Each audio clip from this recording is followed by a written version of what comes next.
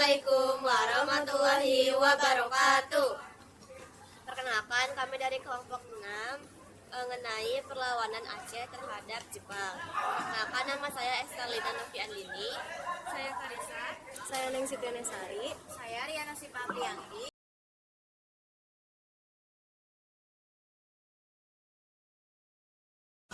Oke, jadi yang pertama kita akan membahas latar belakang perlawanan rakyat Aceh.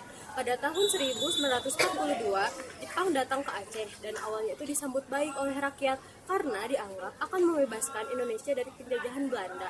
Namun, harapan itu berubah ketika Jepang mulai menerapkan kebijakan yang menindas, termasuk kewajiban melakukan sikerei, yaitu melakukan penghormatan kepada matahari terbit yang bertentangan dengan ajaran agama Islam.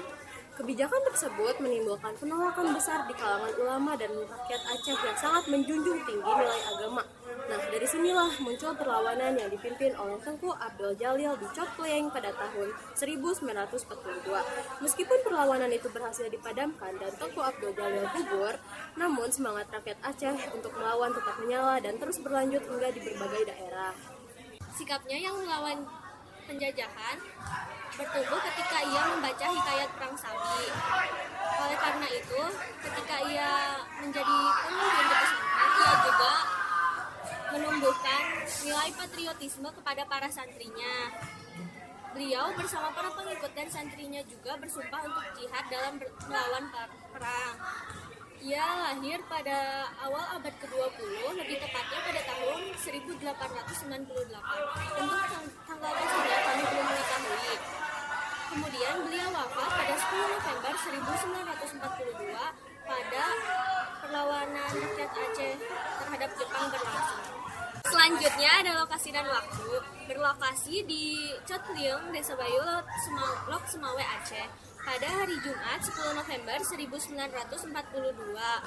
Pertempuran ini berlangsung setelah selesai sholat Jumat sampai dengan menjelang malam.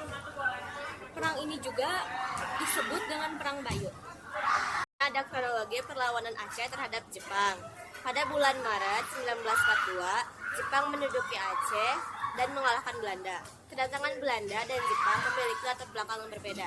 Jika Belanda datang untuk memanfaatkan wilayah Indonesia dan mengambil rempah-rempah, maka Jepang datang untuk memanfaatkan militer Indonesia dan membuat propaganda Asia untuk Asia.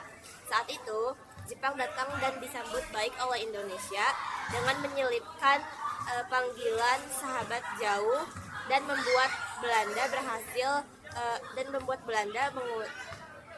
Belanda terusir dari Indonesia.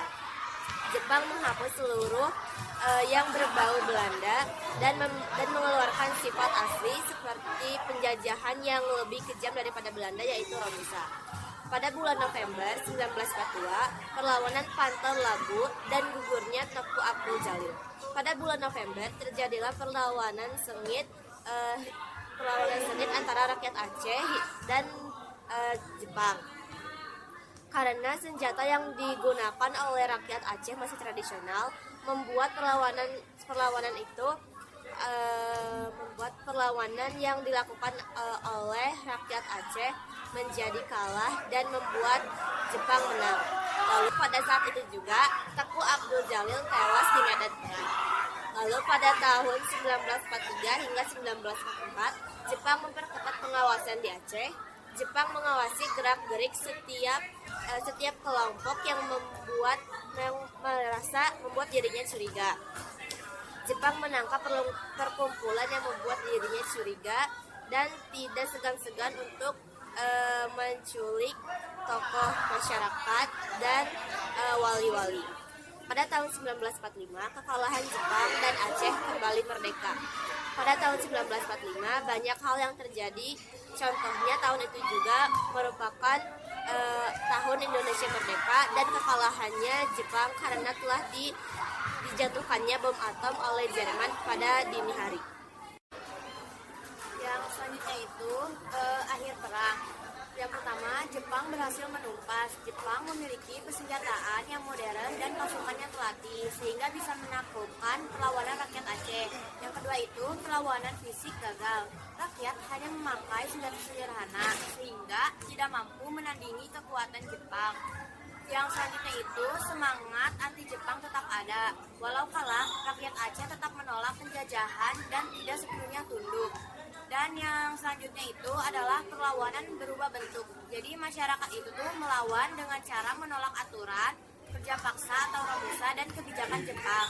Yang terakhir itu adalah bekal menuju kemerdekaan 1945. Sikap pantang menyerah inilah yang menjadi modal besar pada saat Indonesia merdeka.